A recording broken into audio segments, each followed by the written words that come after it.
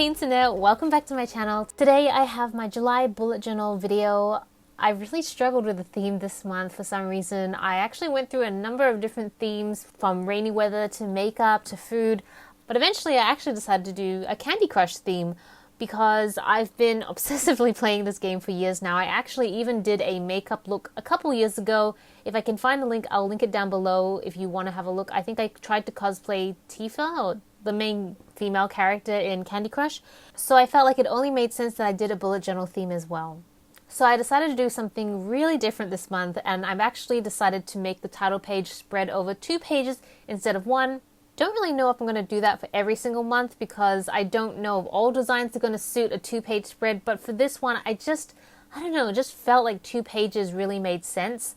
And it's actually pretty simple. It did take a little bit of time just to make sure that the saturation of the colors was right, but I decided to try and copy the font that I saw in Candy Crush and write a big July in the middle.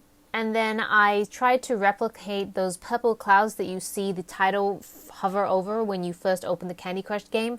So I used a very similar technique to the cloud formations that I made in my April spread, where basically I just took some watercolor pencils, outlined it, and then softened the edges with a bit of water, and then I went in and added a little bit of extra purple watercolors just to saturate the color a little bit. But I'm in love with watercolor pencils. The set I have is only, I think, 12 pencils, so I definitely think that's something I want to invest a little bit more money in so I can experiment more, because I think the effect you get with watercolor pencils versus actual watercolor paint is just really different. And they're kind of useful in their own ways. Like, I find watercolor paints just generally really handy to use, but I actually find watercolor pencils really great for setting up, say, the initial structure of a picture or something like that. So highly recommended. But also it's a really great way to structure the picture first before you put down actual paint, because you can just erase it really easily, but it's a lot harder to erase watercolor paint once it's on the paper. Although if you do need to ever do that, my recommendation is to add extra water and then kind of dab the paper with tissue. I find that that really works a couple times when I've messed up in the bullet journal. However, you kind of have to do that pretty soon after putting down the paint, because if you say wait a day or wait for it to dry, it really doesn't have that effect anymore. So at the top of the page, I'm going to add a really, really soft wash of light blue just to emulate the sky. And now that the July text is all dried up, I'm going to go and outline it with some brown paint.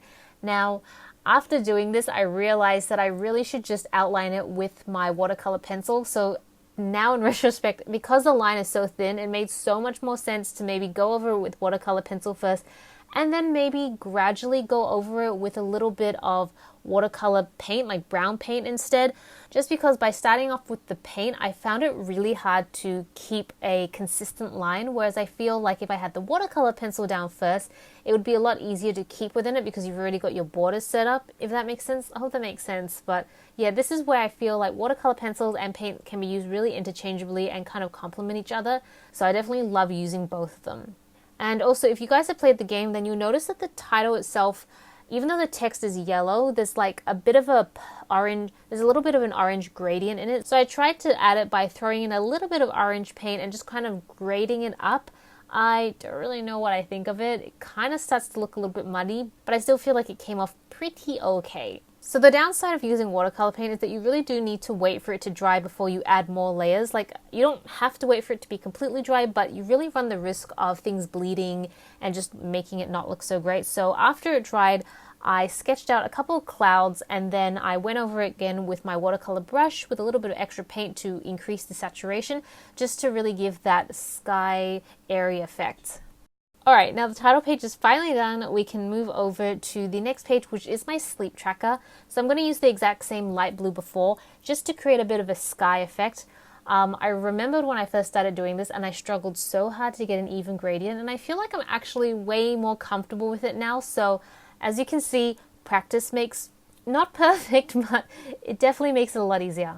And for those of you who always tell me that you're not very confident about painting or bullet journaling or anything like that, you just have to start, because that's the only way you're going to get better. Okay, so now we're moving on to the mood tracker, and this is where I decided to use the actual hard candies that you see featured in all the Candy Crush games. I know they vary between each games because there's kind of like 5 different versions now, but I tried to take a generic one, and I just went for the typical circles, squares, the bean shapes, flowers, teardrops, ovals, etc. And I laid down 31 of them to represent each day of the month. And I am trying a different way to do some of my calligraphy. I know I'm not great at it yet. I'm very aware of that, but I'm also just kind of not shy about trying it, even if I know I'm not great, because I'm not a professional painter and I'm just doing the best I can. So I decided to use my watercolor brush. Didn't come out as saturated as I hoped, so I had to go over it with pen again just to sort of deepen it. And then I decided to try and use some basic colors for happy, meh, sad, and angry. And let's see how the month plays out. So over on the next page, I'm doing my habit tracker, and if you've been watching a couple of my last videos, you'll see that I'm trying to change it up a little bit. For 2018, it was pretty consistent. My habit tracker looked exactly the same every single month, and now I want to try and change it every single month. I don't know, I think I was just getting really bored of the old table that I was using, even though it did work really well and it was very easy to set up, but I just feel like if I don't push myself to be more creative, then I'm going to be stuck in a rut. So I saw this particular setup on Google Images. That's actually where I go to get most of my inspiration. If you guys are ever looking for some inspiration, I would just go to Google Images and type in, well, for this instance, I actually typed in bullet journal habit tracker, and you can see all the different types of habit trackers people have put together. They are amazing. They're so nice. And so I just kind of pull one that I think I'd like to try out, and I've just put it on paper. Granted, this particular setup took a long time, to the point where I actually had to stop filming because I was drawing out like tables for every day of the month for basically like 10 plus habits. So it took a little while, but it got there in the end. At the top of the habit tracker, I'm just going to put a standard pink bar. Again, if you play the game, I don't actually remember where it is, but like the header sometimes is just a solid pink. And I decided that for the habit and the time tracker, I would just use the exact same sort of title format just to keep it consistent. I just thought it was cute. So over onto the next page, we are going to be doing my time tracker. There is really nothing special about this. I just love tracking my time, seeing how much time goes into which activities. Spoiler alert, most of it goes into my day job, as it would for most people, I think. And yeah, I've just done this same pink title. Then I've gone back to both of them to add the title with my Tombow marker. And so now I'm moving on to my calendar view, and you can see there's some pretty heavy bleed through because I was impatient and I didn't wait for the title bar to fully dry, so it was still actually a little damp. And when that happens and you put marker into paper, it's just going to bleed right through. So take it from me, wait for things to dry. I have this bad habit that because I'm filming a plan with me, I just want to like get things done fast because, so you're seeing this video now, but what you didn't see is that the raw clips all added up to over 2 hours of footage. And I actually sat there filming this for about 3 hours because I had to stop the camera for some parts that were just way too tedious to record. So when you're sitting there that long, you just want to rush things along and get them done. But yeah, if you do that, then you can end up in this. So I don't know, I'm going to have to think of a way to try and dry the paint faster when I'm filming. Maybe I should get a fan or something. But anyways, for the calendar view, I decided to get a little bit more creative, something I haven't done at all this year because every month I just outline the box of the day, whereas this time I decided to go for a nice rainbow effect and actually just color in each of the box. It was a little time consuming, but honestly, by the end of it, I just love the effect. It's so cheerful and bright, and every time I open my monthly view now, it just makes me smile.